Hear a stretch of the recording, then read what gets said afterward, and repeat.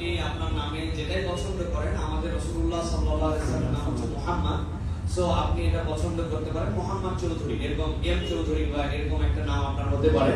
সেটা আমরা যদি আপনি বলেন তাহলে আমরা আপনি পরবর্তীতে আপনার যখন কাগজপত্র আপনার যেগুলো অফিসিয়াল প্রসিডিউর আছে সেগুলো আপনি করবেন ইনশাআল্লাহ। তবে আমরা আব্দুল্লাহ অথবা মুহাম্মদ হিসেবে প্রেফার করি। তো আপনি যদি বলেন তাহলে আমরা আনুষ্ঠানিকভাবে এটা বলতে পারি যে আপনার নামের কোনো একটা অংশে মুহাম্মদ থাকবে ইনশাআল্লাহ, থাকতে পারে।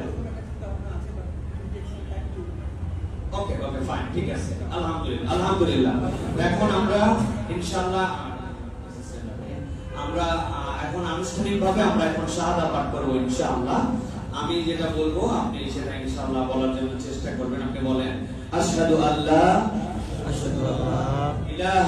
ইলাহা ইল্লাল্লাহু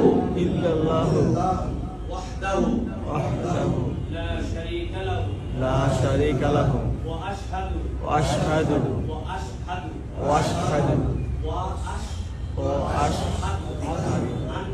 আন্না মুহাম্মাদান আবদুহু ওয়া রাসূলুহু। আমি সাক্ষ্য দিচ্ছি যে আল্লাহ ছাড়া কোনো ইলাহ নাই, মালিক নাই। মুহাম্মদ সাল্লাল্লাহু আলাইহি ওয়াসাল্লাম সাক্ষ্য দিচ্ছি যে তার রাসূল এবং বান্দা। আলহামদুলিল্লাহ আলহামদুলিল্লাহ।